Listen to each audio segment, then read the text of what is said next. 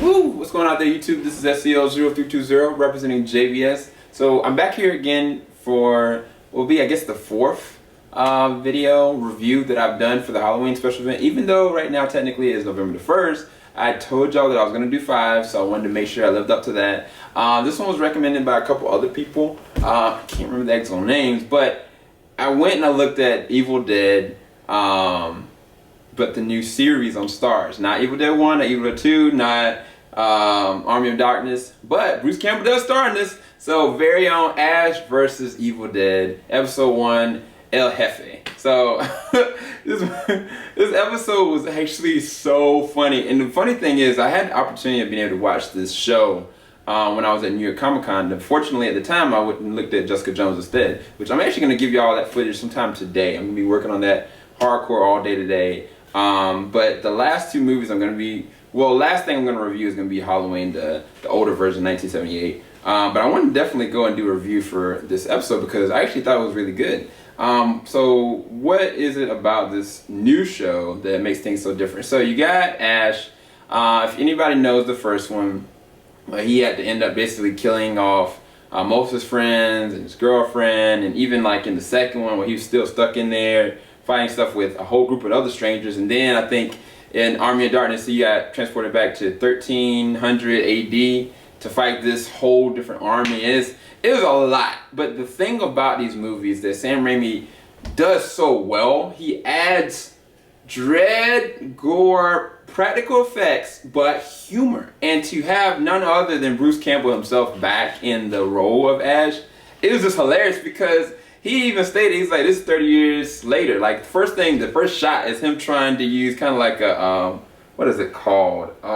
When they try to compact it. I forget what it's called. A corset, I think that's what it's called. But he's sitting there trying to make his stomach look like it's less compacted. And even like the way he interacts with the group, like he interacts with this one girl at this random bar, and he just goes and just has sex with her. It's just so random. But then like he realizes like there's something wrong with the girl. This is midway while he's doing stuff with her.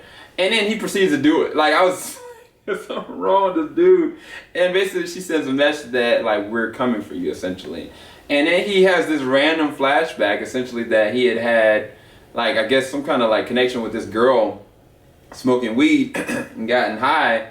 And he ended up basically reading out of the book. And it's so messed up because like, he realized that he's started this whole different cycle all over again. But I think what's even more interesting dynamic, and I don't know if it's funny or if it's like serious, it's a perfect blend of it. But the character Amanda Fisher, she goes to this house that's like really blacked out and try to go and find out what's going on. And then you find out that the girl that Ash was kind of with or whatever, she was there, and she's obviously possessed. She's messed up. And she proceeds to mess them up, like her and her partner, and they do a good job. Like the way that the action is in this one, it's done so funny because the shots, a lot of times they'll be to the side, there'll be a lot of close up panned out, there are a lot of times really cheesy moments, and that's what I loved about the older one. Anybody that's a fan of the original one, they're gonna look at this like this is eye candy for them because this is exactly what people wanted. Like they don't want like the Evil Dead that came out, even though it was scary, even though it was gory, even though it was totally, but it wasn't any fun appeal to it. It wasn't anything that made a connection or bridge to the other ones. It was its own standalone.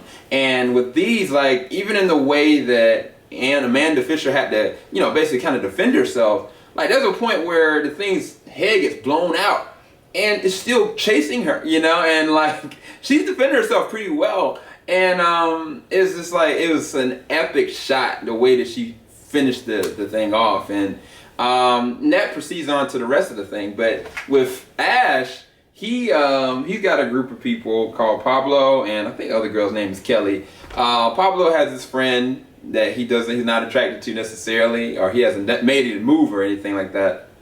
Her name's Kelly. They work at the same store. They all work in the store together. But basically Ash is down on his luck. He's given up. He's lost the prospect of even like defending like people from these kind of things. He's just trying to like move past it all, and he's kind of fooling himself because like this dude is he's the hope, he's the hero. And it finally gets down to it that like he was Kelly's flirting with Kelly, and you find out Kelly's got a little bit of moves herself.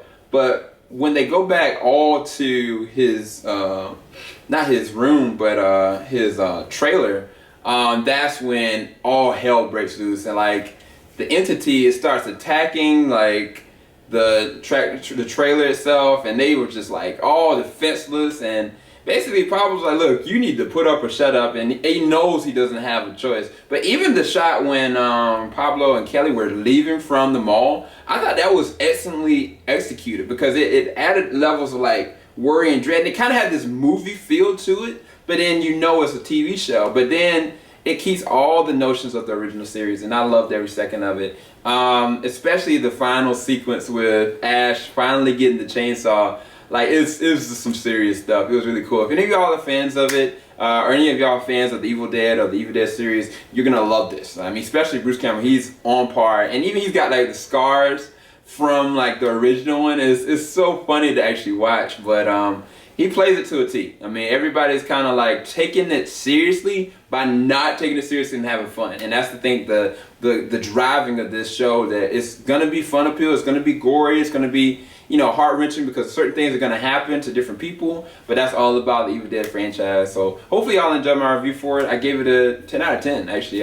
For what it is, if you don't try to take it seriously, if you're a lover of the franchise, then you're gonna absolutely love this. So I enjoyed it. Hopefully y'all enjoyed it too.